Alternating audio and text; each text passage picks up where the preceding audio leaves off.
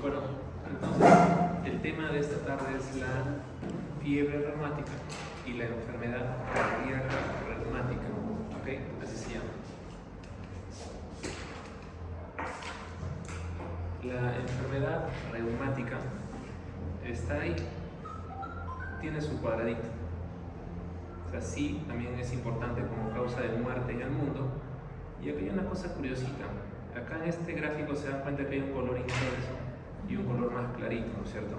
El color intenso significa que es muerte directamente por eso, directamente, ¿ok? Por ejemplo, enfermedad isquémica directamente mata, ¿no? Pero en la enfermedad reumática no. En realidad las personas no mueren directamente por la enfermedad reumática, sino por otra cosa. Igual en el cáncer, la gente no muere directamente por el cáncer, sino por otra cosa, ¿se dan cuenta? Bueno, acá está pasando eso, ¿no? No directamente por fiebre reumática, sino por otra cosa que vamos a ver. Y es el motivo, ¿no?, de por qué importa este tema. No es muy frecuente la enfermedad, la fiebre reumática aguda no es muy frecuente en el mundo. De igual manera la enfermedad cardíaca reumática, la incidencia aproximadamente es de 0.15 fallecidos por cada 100.000 habitantes en niños de 5 a 9 años. O sea, si la vemos así, no es muy frecuente, tanto en niños. Si vemos así ese número si vemos ese número en población ya general, adulta, no es muy común. Pero si pensamos en otra cosa,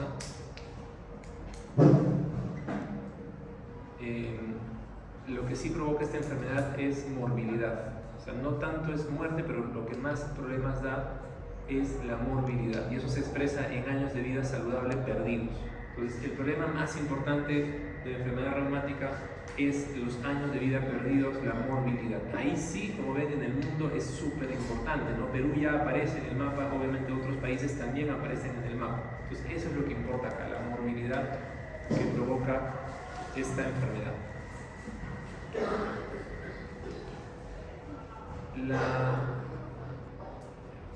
La fiebre reumática y la enfermedad cardíaca reumática son un continuo, ¿no?, de lo mismo.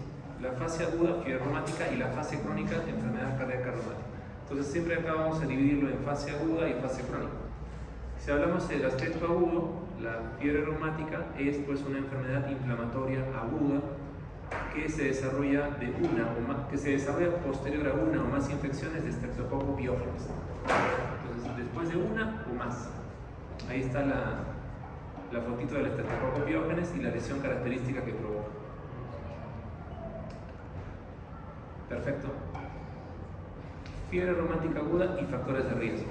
Los principales factores de riesgo, primero los ubico. O sea, fiebre reumática aguda realmente no es común. O sea, realmente ahora es extraño. Es raro, es inusual, ¿ya? Pero igual puede pasar. Entonces, ¿en quién deberíamos pensar en fiebre reumática aguda?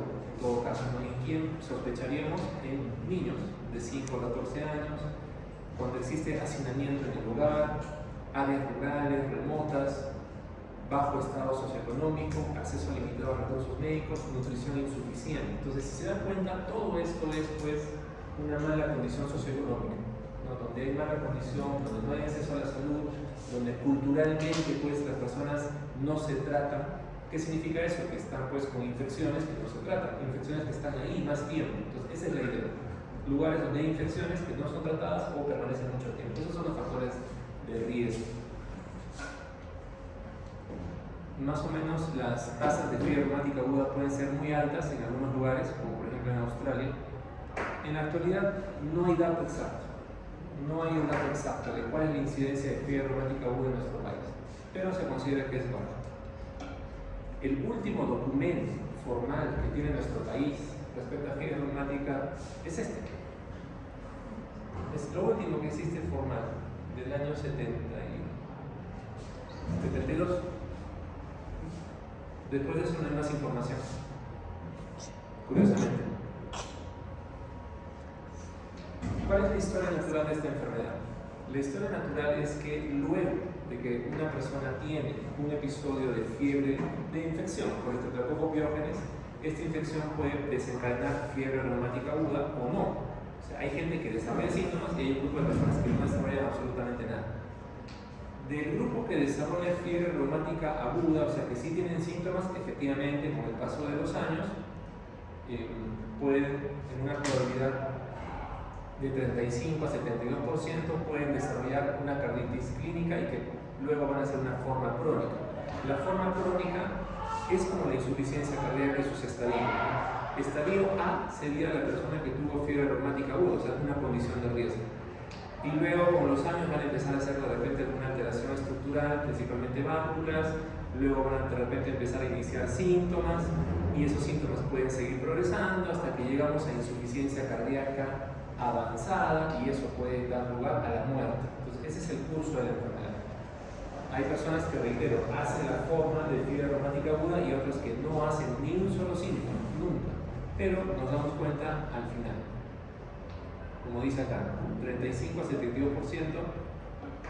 puede desarrollar la forma clínica aguda, pero solamente se reconoce de un 30 al 50% de los casos. O sea, de todos los que tuvieron aguda, solamente un 30% claramente hacen forma crónica. Respecto a la fisiopatología, lo más importante de la fiebre reumática, mejor dicho, de la infección por estreptococcus pyogenes es esto, la imitación molecular. Eso es lo más relevante en este caso. Esta imitación molecular va de la mano con una susceptibilidad genética que tenga la persona. Entonces, acá está el estreptococo grupo A, es reconocida por el epitelio faríngeo, es reconocido por las células presentadoras de antígenos, estas inician una activación de las células B, anticuerpos, y estos anticuerpos son los que, dependiendo si esta bacteria se parecía estructuralmente a alguna estructura de nuestro cuerpo, van a atacar tanto al germen como a nuestro cuerpo. Correcto, creo que eso está claro. Y en base a esto vienen los síntomas de la fiebre reumática aguda. Por ejemplo, la carditis se debe a unión de anticuerpos e infiltración de células T en el endotelio que está en el corazón, principalmente la válvula mitral. La artritis transitoria es por la formación de complejos inmunes que se depositan en las articulaciones. La corea, estos anticuerpos que se unen en ganglios basales. Y las manifestaciones cutáneas son estas cosas que generan una reacción de hipersensibilidad retardada. Entonces, toda la clínica de la fiebre reumática aguda es precisamente por esto. Esos anticuerpos dependiendo en qué lugar se depositaron. La imitación molecular principalmente está a esto. Estas partes de la bacteria, la proteína M, se parecen muchísimo a la miosina y también hay similitud con la antropomiosina. Entonces, como hay muchísima miosina en el endotelio del corazón y más importantemente a nivel de la válvula mitral, es que ahí se va a provocar este proceso de inflamación crónica. Inflamación crónica a ese nivel. Respecto al cuadro clínico, empezamos con la fase aguda, fiebre reumática aguda. ¿Okay? Entonces, en este escenario de fiebre reumática aguda, la clínica importante es la artritis. Esta artritis afecta comúnmente las articulaciones grandes, como vemos acá, las rodillas, tobillos, codos, muñecas. Frecuentemente hay múltiples articulaciones que están afectadas y esto es importante, el inicio es diferente. Empieza una, pasan 2 semanas, empieza otra, 3 semanas empieza otra y así de articulaciones grandes. Y ese es lo que le da esa característica de poliartritis migratoria o aditiva. ¿Por qué? Porque los anticuerpos, los complejos de anticuerpos se depositan en una, después en otra y en otra así en forma aditiva. Esa es la característica de la artritis secundaria a fiebre reumática aguda. Grandes articulaciones y migratoria o aditiva. Respecto a la carditis significa que está participando el endocardio.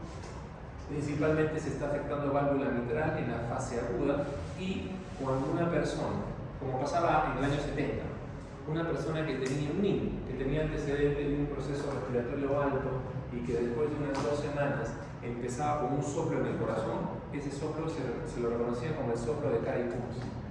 ¿Y qué implicaba ese soplo? De que la válvula mitral estaba inflamada y funcionando mal, provocando insuficiencia. Esa es la carditis, manifestada clínicamente como un soplo, principalmente un soplo. Otro síntoma principal es la corea, y eso está en estos videitos. esas niñas tienen corea. También conocida como corea de Sydenham o baile de San Vito, esto solía ocurrir en el 30% de los pacientes con fiebre reumática aguda. Bueno, acá está en inglés, acute rheumatic fever.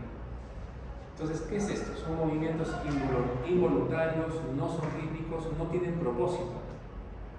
Esta manita es la que está más afectada. Acá también. Son no rítmicos, no tienen propósito, a menudo están afectando las extremidades y usualmente es más pronunciado en un lado. En este caso, su manito que está pues sin control es esta, ¿no? La misma niña se la agarra y de igual manera aquí. Entonces, más es un lado.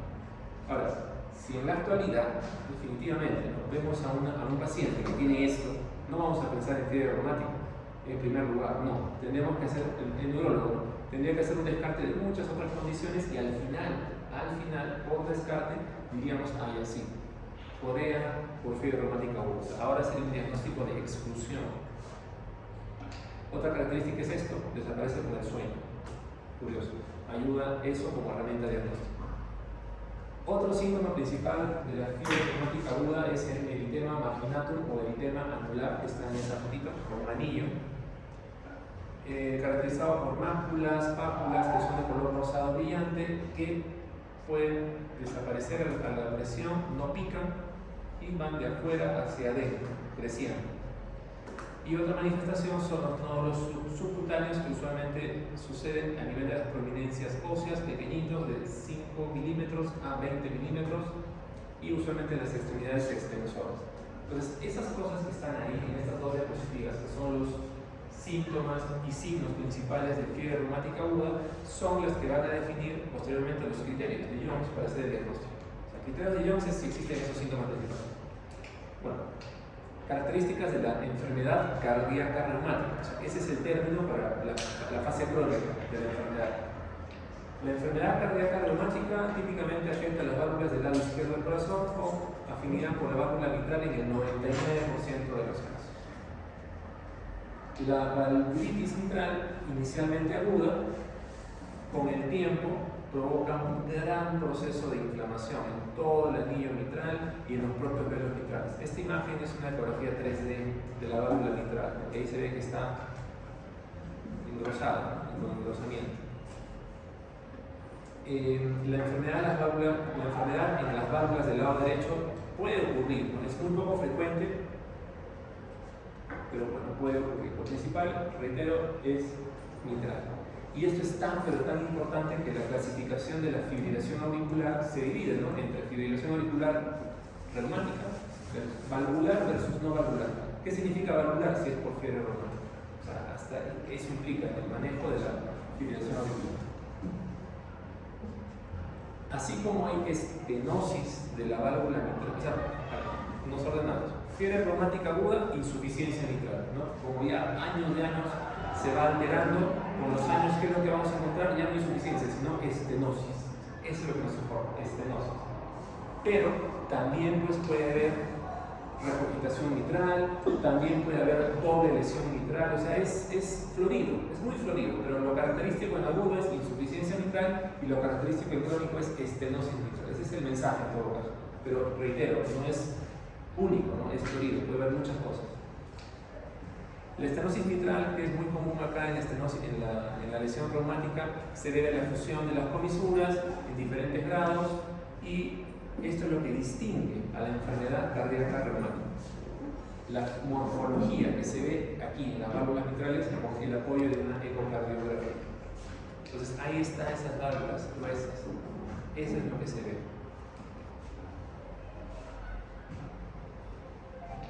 ¿Ya? Acá, por ejemplo, se ve una doble lesión. Acá está la aurícula izquierda, entonces la sangre avanza generando un flujo turbulento, ¿no? Esa es la estenosis, hay un flujo turbulento. Y esto que regresa es la insuficiencia. Entonces ahí hay una doble lesión. Eso también es muy común. En segundo lugar de común, digamos. Primero estenosis, en segundo lugar la doble lesión. Perfecto. El diagnóstico. Entonces, nuevamente dividimos, ¿no? Diagnóstico de fiebre reumática aguda y luego veremos cómo hacer el diagnóstico de enfermedad cardíaca reumática. En el contexto de fiebre reumática aguda tenemos que utilizar los criterios de Jones que están acá. Jones Criterios. Entonces, estos criterios de Jones necesitamos que existan dos criterios mayores, nada más, dos mayores o uno mayor y dos menores. Entonces, dos grandotes o uno grandote y dos menores. ¿Cuáles son los criterios mayores? La carditis, que puede ser clínica o subclínica. Paréntesis, ¿cómo nos damos cuenta de la carditis? El soplo en el corazón. Correcto, soplo principalmente en un niño. La artritis, ya les comenté, una artritis migratoria o aditiva. Otro criterio, la corea, que ya vimos, una corea principalmente en un solo lado, desaparece con el sueño, sin propósito, el eritema marginado y los nódulos subcutáneos. Entonces, esos son los benditos criterios mayores, que viene a ser la clínica que existe en fiebre reumática aguda. Entonces, si hay dos, ya está, ya hay un diagnóstico. Y los criterios menores son pues simplemente hallazgos de inflamación, ¿no? Esos hallazgos de inflamación podría ser, por ejemplo, en el electrocardiograma, un intervalo PR prolongado, ¿no? Acá, por ejemplo, está esto, que es la onda P, ¿no? Y el intervalo PR es súper largo. Puse este electro caprichoso para que vean que la onda P inclusive puede estar metida acá. O sea, a veces no es tan fácil hacer un diagnóstico de un bloqueo AB de primer grado, porque puede estar muy, muy separado. Fiebre, velocidad y sedimentación glomerular más de 60, proteína C reactiva de repente más de 3, entonces cosas inespecíficas, ¿no? Y también ayuda en todo caso a tener los anticuerpos antistreptolicina o antígenos, ¿no? Que se detecten de la bacteria. Entonces eso son las formas de darnos cuenta y diagnosticar fiebre reumática aguda si es que corresponde hacer ese diagnóstico. Y en el contexto de la forma crónica, ¿no? Enfermedad cardíaca reumática crónica, la auscultación ya no se recomienda. ¿Por qué no se recomienda la auscultación? Porque tenemos que tener imágenes, evidencia. Si hablamos de enfermedad cardíaca reumática, sí o sí, ¿qué está pasando ahí? Insuficiencia cardíaca. ¿Okay?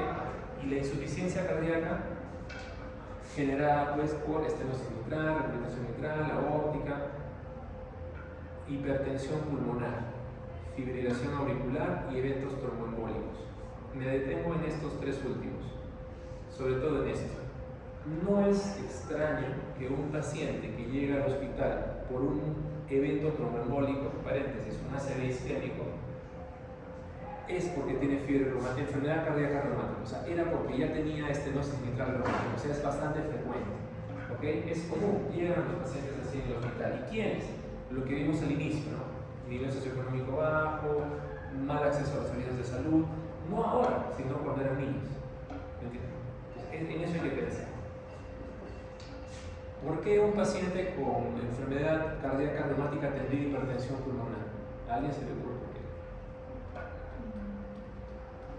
¿Por qué hipertensión pulmonar?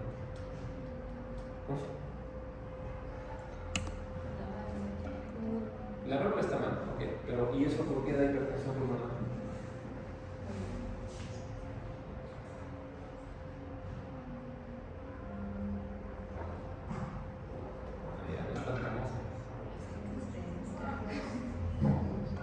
O sea, provoca aumento de la presión capilar pulmonar, correctísimo. Ese aumento de la presión capilar pulmonar a mediano y largo plazo altera la resistencia de la arteria pulmonar y eso da hipertensión pulmonar tipo 2. Y algo, eso es. Y comentamos también que la causa, o mejor dicho, el tipo más común de hipertensión pulmonar es la tipo 2. Entonces sí, pues de hecho es común. Es común. O sea, si la persona ya tenía disnea porque tenía insuficiencia cardíaca y encima se le agrega hipertensión pulmonar, esa disnea pues se empeora muchísimo, muchísimo. Y ya es un poco más difícil de manejar. ¿Me entiendes? ¿Por qué? Porque ya no solamente serían pastillitas para insuficiencia cardíaca, sino claramente ya un procedimiento. Ya hay que liberar esa válvula mitral para que mejore la hipertensión pulmonar. Okay. La fibrilación auricular es extremadamente común en enfermedad reumática. Ya les comenté, la fibrilación auricular se divide en valvular versus no valvular. ¿Y qué significa valvular? No significa valvular. Y esto de acá, eventos tromboembólicos, también es muy común, es frecuente. Perfecto.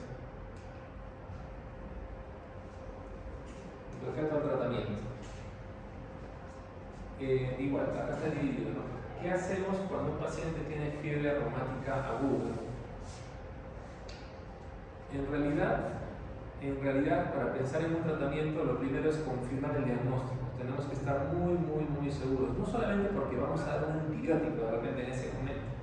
Tenemos que estar muy seguros de fiebre reumática aguda porque eso implica la prevención secundaria, ¿no es cierto? Y esa prevención secundaria es antibiótico hasta los 18 años. Entonces, penicilina bisatínica, no, acá están las dosis, penicilina B, pero eso se va a dar mensual, ¿no? Si es este medicamento, hasta que la persona cumpla 18 años. Entonces, si hacemos un diagnóstico a los 8 años, va a estar 10 años, son 12 pinchadas por año, porque son 120 inyecciones. Entonces, por eso tenemos que estar muy seguros, sobre todo por esto. ¿Ya? Sobre todo por esto.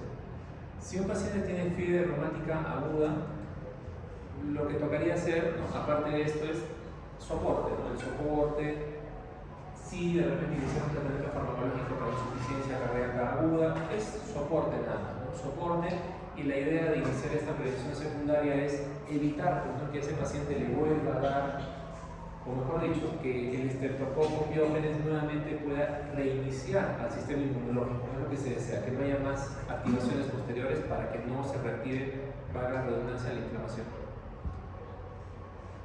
Esa es en la parte aguda. En la parte crónica, ¿qué nos toca hacer? Verificar cómo están las lesiones, verificar si el corazón está grande, verificar si se están formando, por ejemplo, endocarditis. Hago un pequeño paréntesis, ¿no? Endocarditis. ¿Ocurre? Por supuesto que sí. ¿Y en quién debemos pensar en endocarditis? En cualquier paciente que tenga claramente una lesión estructural. O sea, cualquier lesión estructural del corazón es la cama para que pueda formarse una lesión de endocarditis. Lesión estructural es válvulas, por supuesto, pero también los defectos congénitos, CIA, CIB, PCA, y ahí también se puede formar endocarditis. Y también los materiales protésicos. Personas que se les coloca, por ejemplo, parches, o sea, los que tienen CIA, PCA, se les pone parches, ahí puede también formarse. Las personas que se les coloca válvulas protésicas, definitivamente. Entonces, cualquier material protésico también es un lugar donde puede haber endocarditis. Claramente aquí sí, la válvula mitral está muy alterada y puede haber ahí la endocarditis.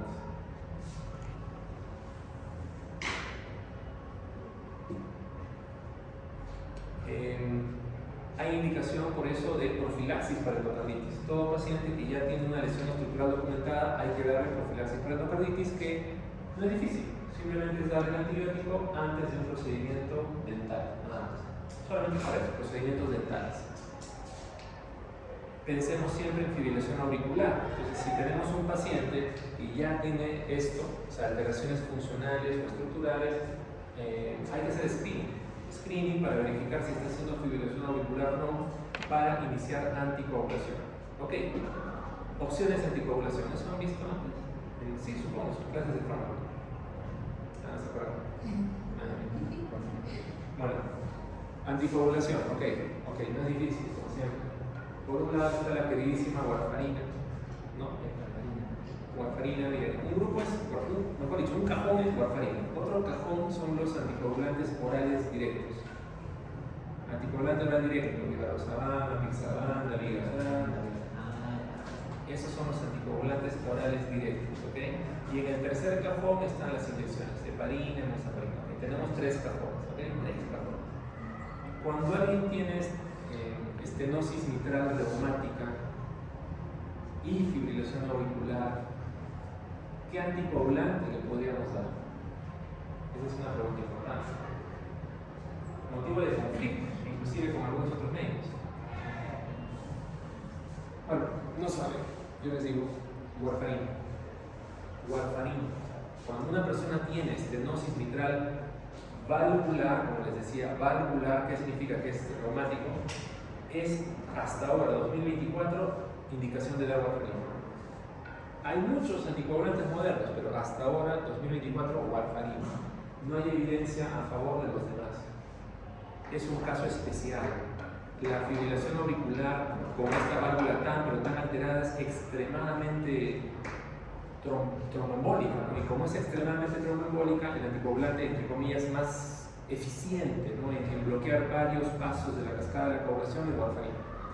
Los anticoagulantes directos solo bloquean una parte, ¿no? Entonces no son tan eficientes. Entonces, warfarina. ¿Okay? ¿Por qué dije que es motivo de conflicto? Porque a veces pasa que los pacientes pues los ve cirujano, los ve otra especialidad y le dicen, pero ¿qué le pasa? No hay anticoagulantes nuevos que usted está tratando como hace 50 años. No. Y eso genera conflicto, ¿no? En este caso. Y falla cardíaca. Ya en la clase de falla cardíaca están los 4 fantásticos. Bueno, un IECA o un ARA o en todo caso un ARNI, el beta blocker, la espironolactona, paréntesis, bloqueador de receptor de aldosterona y un SGLT2, los 4 fantásticos. Hay que hacerlo. Luego de los 4 fantásticos, si el paciente sigue sintomático, probablemente va a requerir un recambio valvular, porque si tenemos ya estenosis mitral súper severa, por más que demos pastillas, la presión capilar no baja, ¿no? Entonces ya recambio valvular. ¿Okay? Ahí también la fotito de los 4 fantásticos. Eso es lo principal, lo que siempre deben recibir estos pacientes. ¿Por qué? Porque esta es una forma de insuficiencia cardíaca izquierda. ¿Okay? Falla cardíaca izquierda, 4 fantásticos. Pero hay algo más, ¿no? Si tenemos en este escenario falla cardíaca izquierda complicada con hipertensión pulmonar, ¿qué significa tener hipertensión pulmonar? Que ese paciente va a iniciar congestión sistémica. Ya no pulmón, sino ya sistémico, ¿no? Entonces hay que darle también diurético porque hay congestión sistémica. ¿Qué más, no? Cosas asociadas. Si tiene fibrilación auricular, definitivamente, ¿no? La anticoagulación, en este caso con warfarina. Y vuelvo a reiterar, si no va bien, va a probablemente requerir un procedimiento de recambio valvular. ¿Ya? Así es la secuencia. ¿Se entiende eso? No es tan difícil, pero es una secuencia. Ahí está. Entonces, si hablamos de intervención, estamos hablando de una plastía de válvula mitral o de un reemplazo de válvula mitral. Pues ahí en esa diapositiva están los 2 escenarios, ¿no? Por un lado, el intervencionismo.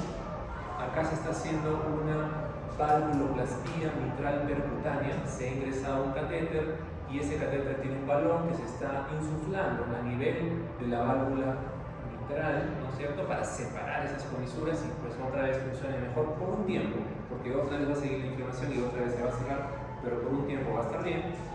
Entonces esto se hace, sí, es genial. Y también está lo mismo, pero por cirugía. Y vean esa válvula mitral, o sea, realmente está muy dura. O sea, así es, súper dura, súper terrible. Porque esto es una persona X sí se puede alterar. En fin. Entonces, esa es una valvuloplastía mitral quirúrgica, ¿correcto? Sí, la única opción pues hace años, hace unos 15 años, pero actualmente ya no. Tenemos esta opción que es la más bonita, pero que no siempre se puede. No siempre se puede. O sea, esto no siempre se puede. La principal contraindicación que existe es la doble lesión mitral. O sea, esto sí, cuando hay estenosis mitral, pero si tiene estenosis e insuficiencia, ya no se puede. Porque ya tiene insuficiencia. Un paciente que se le hace esto queda con insuficiencia. Pero si ya tiene insuficiencia, ya no tiene mucho sentido. ¿Ya? Entonces, esa es la contraindicación. Y también de esta, la contraindicación es cuando existe insuficiencia mitral de moderado a severo. Entonces, en esos escenarios, ni modo. Reparación de válvula mitral o reemplazo valvular. Ya existe también reemplazo de válvula mitral transcutánea, también existe, o sea, ya hay. ¿Okay? O sea, esto también se puede hacer de forma transcutánea. Perfecto, o sea, la tecnología está avanzando, qué bueno. ¿Por qué? Qué bueno, porque como ustedes comprenderán, hacer una cirugía de este tipo implica que el corazón tiene que detenerse, implica circulación extracorpórea, implica que la sangre en esas 2 horas que está en esa máquina se activa sus factores de von Willebrand y puede haber una coagulación diseminada. O sea, esa es una complicación importante. Que si la podemos evitar, genial. Ya les comenté pues que lo más importante de la fiebre reumática y la enfermedad cardíaca reumática no es que mata directamente, ¿no? Sino la morbilidad. Pensemos en un paciente que tiene pues insuficiencia cardíaca, ya no puede trabajar, tiene disnea, Pensemos en la persona que lamentablemente debuta con una ACV y ya pues, no mueve la mitad del cuerpo, no puede trabajar bien o se vuelve dependiente. Entonces están vivos, no están muertos, pero ya están complicados. Ese es el problema de esta enfermedad. ¿Okay?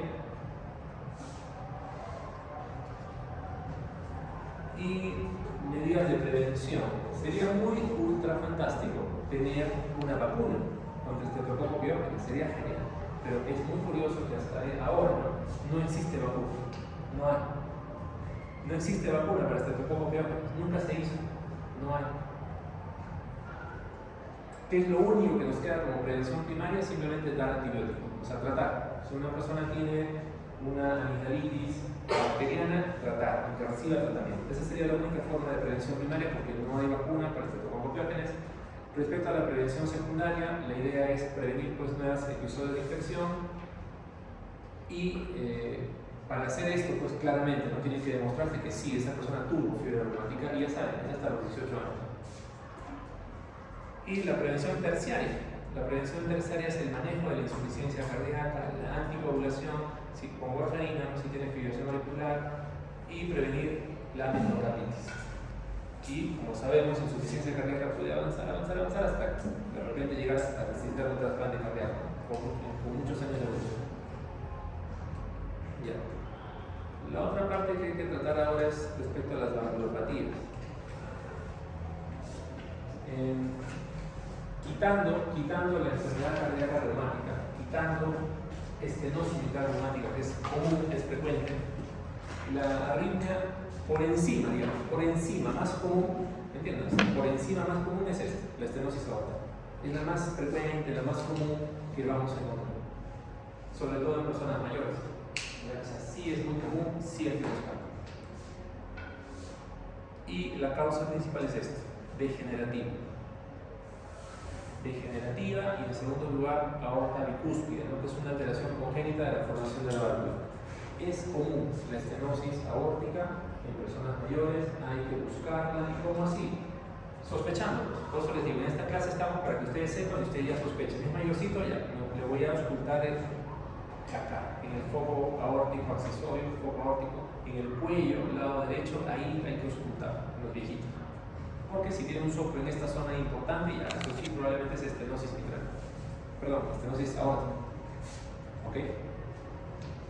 Y es importante hacer el diagnóstico, porque la estenosis aórtica, cuando es severa, las personas se mueren en poco tiempo. En 3 años, bueno, estos son 2 años, en 5 años, mortalidad muy alta, o mejor dicho, sobrevida menos del 10%. O sea, es muy, muy mal. Si no se hace diagnóstico y no se trata, es muy mal. Por eso hay que detectarlo. ¿Qué síntomas tendremos cuando hay estenosis aórtica?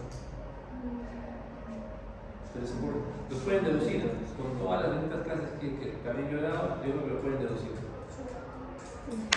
Síntomas, ese es un síntoma. El síntoma principal, eso es todo, disney. Si ustedes tienen un paciente y tiene como síntoma principal disnea, es viejito, ¿no es cierto? Entonces ustedes igual no van a pensar directamente en el corazón, ¿no? Aplican diagnóstico diferencial. Puede ser cardíaco sí, puede ser pulmonar sí, puede ser algún tema de nivel interno como anemia, acidosis metabólica, sí. Entonces ustedes verifican, no, ¿saben qué? Este paciente tiene disnea y sí, físicamente estoy encontrando que tiene un soplo en el corazón. Entonces, ¿qué implica? ¿No? Clínica con alteración funcional, 2 de 3, sí, tiene insuficiencia cardíaca. ¿Se dan cuenta? Eso que es tan fácil como hacer eso. Si ya detectan que, bueno, la clínica principal es la disnea, recordar que esta clínica de disnea puede ser muy severa en el sentido de dar hasta un desvanecimiento o síncope. O sea, también como síntoma principal puede haber un desvanecimiento o síncope, por si acaso. Ya, esa es la clínica. Al examen físico, lo relevante es encontrar el soplo a nivel del foco aórtico. A nivel de exámenes auxiliares, en el electrocardiograma hay que hacerlo y lo que vamos a ver ahí son, en primer lugar, crecimiento de la aurícula, ¿no? ¿Y cómo es eso? Onda P grande, hipertrofia del ventrículo izquierdo, sobrecarga sistólica del ventrículo izquierdo, arritmias también. O sea, es posible que ya encontremos al paciente con fibrilación auricular. ¿Ya? Ese es el electro. Lo que sí corresponde hacer es el eco. ¿Por qué el eco? Porque en el eco se tiene que determinar la severidad de la lesión.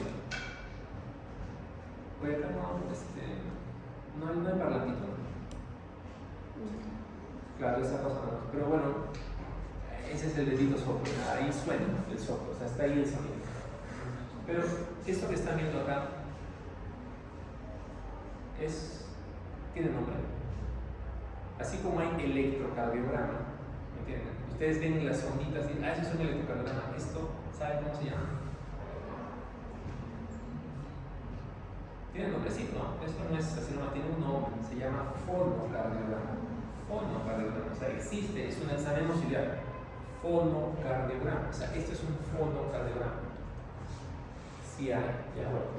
Entonces, en el fonocardiograma claramente se ve, ¿no?, que entre el primer ruido y el segundo ruido hay un soplo, en este caso principalmente mesosistólico, principalmente. Entonces, eso es lo que verían en un fonocardiograma. Eso tiene nombre, fonocardiograma.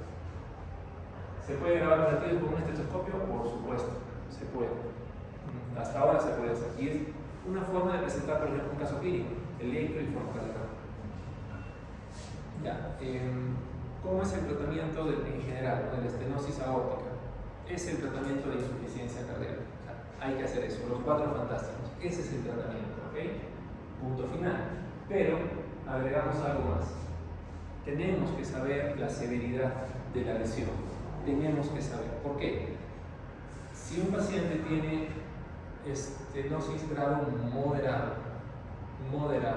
sintomático, con síntomas, a pesar del tratamiento, ya es indicación de recambio. O sea, ya es indicación. Y un paciente con estenosis aórtica severa, así no tenga síntomas, ya es indicación de recambio. Entonces, lo simplifico. Y no solamente para estenosis aórtica, sino para todas las valvulopatías. Es más fácil, para todas. Toda lesión, grado moderado, con síntomas y o severa, se acabó. Tiene que ir a recambio. O sea, ya hay que pensar en una plastilla o en un recambio, ¿ya? Por encima de eso, claro, el tratamiento farmacológico con los 4 fantásticos. Por encima, en paralelo a eso, si ya hay complicación con hipertensión pulmonar, ya sabemos, ¿no? Probablemente diurético. Paralelo a eso, si está complicado, cualquier valvulopatía se puede complicar con fibrilación auricular, ya sabemos, pensar en anticoagulación. La única valvulopatía que es con warfarina es la estenosis mitral. Es lo que les decía, la única estenosis que hay que tratar con warfarina es la mitral. El resto de lesiones valvulares se pueden tratar ya con los anticoagulantes orales directos. Y ahí sí no hay problema. La única estrictamente con warfarina es estenosis mitral. Perfecto. Entonces,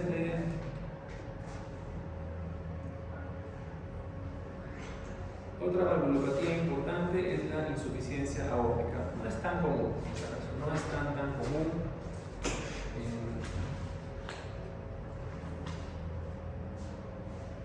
Causas principalmente son anomalías congénitas de las válvulas, dilatación del anillo, o sea, un paciente que ya tiene insuficiencia cardíaca con dilatación del corazón, esta dilatación se complica de insuficiencias valvulares, aórtica y mitral principalmente.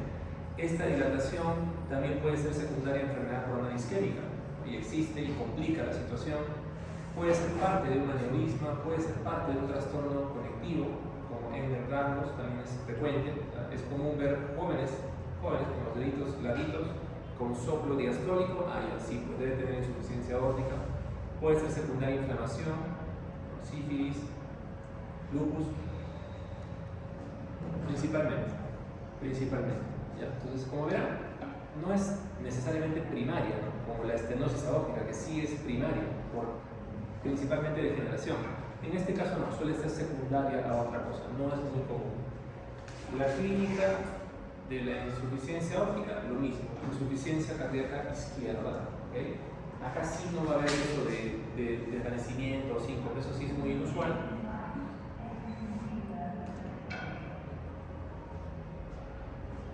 Y bueno, ahí está el fonocardiograma. Y después del segundo ruido, un pequeño soplo, muy pequeñito. Es muy difícil. O sea, el soplo diastólico realmente es difícil de detectar. O sea, si yo entiendo, ¿no? A veces la persona sufre para detectar un soplo sistólico, el diastólico es mucho más difícil. como ven acá, el fonocardiograma es una cosita ínfima, muy pequeñita, pero ¿qué nos hace sospechar? Corazón grande, dilatado. Esta insuficiencia aórtica sí es la que provoca bastante cambio en el nivel del corazón. La estenosis mitral ya hemos comentado, ¿Qué significa? Bueno, no se enreda, ¿no? Se dice que una estenosis mitral es severa cuando el área que queda, ¿no?, es menos de 1.5 centímetros. Ese es un dato técnico, que no nos mareo.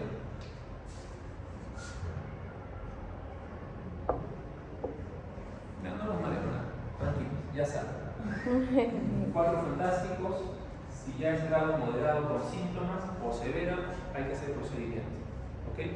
Procedimiento, concomitantemente arritmias, si corresponden, anticoagulación, concomitantemente si hay hipertensión pulmonar, un diurético. Eso es todo, simplificando. ¿Ok? Acá la idea es conceptos claros. Conceptos claros.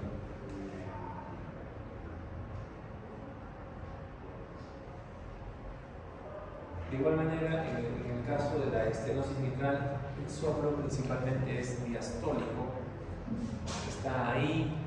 Siempre reitero, los soplos diastólicos son un poco complicados de percibir. La insuficiencia mitral es una valvulopatía que la pondríamos en segundo lugar. O sea, en primer lugar, estenosis aórtica. En segundo lugar, insuficiencia mitral. Y en tercer lugar, sí, la estenosis mitral. ¿Por qué es frecuente esta bendita insuficiencia mitral? Porque es secundaria. Es secundaria a otras causas de insuficiencia cardíaca. El corazón al final se dilata, crece, ¿no? Y la primera válvula que falla siempre es la mitral. Por eso es segunda en frecuencia. Secundaria a personas con insuficiencia cardíaca por hipertensión, insuficiencia cardíaca por enfermedad coronariana isquémica, ¿no? Entonces van a tener insuficiencia mitral. Los pacientes que tienen enfermedad renal crónica son pacientes que tienen bastante gasto cardíaco, hacen también insuficiencia mitral. Entonces sí, es la segunda más frecuente. Acá se puede dar tratamiento con fármacos fantásticos, sí se puede. No hay problema, si tiene síntomas, aplica lo mismo, ¿no? Si es una insuficiencia en grado moderado con síntomas, ya es indicación de hacer ahí de repente una plastía, ¿no? Tratar de cerrar el anillo mitral o un recambio. Pero como estamos comentando que esta valvulopatía es muy asociada a otra cosa, tenemos que tratar esa otra cosa. Si es isquémico, tratemos el isquemia. Si es hipertenso, tratemos muy bien la hipertensión arterial.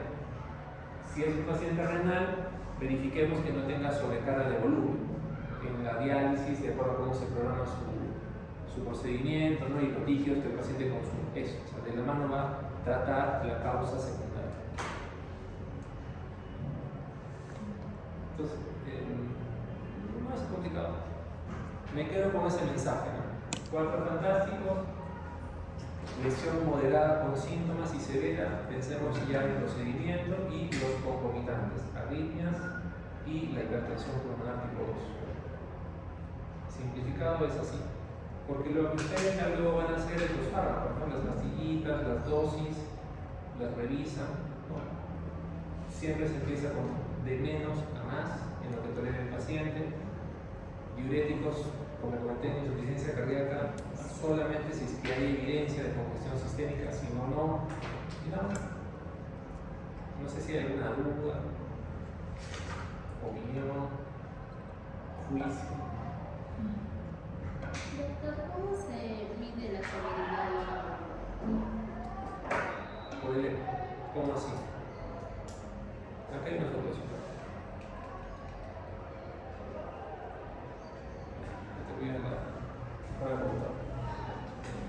Pero se mide por la ecografía y también se mide por cateterismo cardíaco, por ambos métodos. El método más fácil es la ECO, porque no es invasivo. No tengo una foto de eso. Ya, pero es facilísimo. Les cuento. Ustedes han agarrado una manguera, ¿no es cierto? Cuando vean algo. Y si se dan cuenta, cuando ustedes ponen su dedito y van tapando la manguera, el líquido sale más lejos, ¿no es cierto? Lo mismo. En la medida que la válvula se va cerrando, la velocidad a través de esa válvula es mayor. Válvula aórtica, lo normal es que la velocidad del flujo de sangre ahí es 1 metro por segundo. Es lo normal, 1 metro por segundo.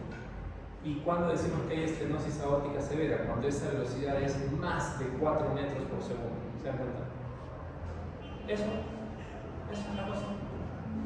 En base a esa velocidad a la cual está circulando la sangre a ese nivel, por ecuaciones se estima, ¿no?, cuál es el área de la válvula en concreto, ¿no?, aórtica, mitral. Esa es la forma que utiliza la ecografía. Eso se llama ecuación de continuidad. ¿Ya? Esa es la forma por eco, y por cateterismo cardíaco se hace lo mismo. Se ponen los catéteres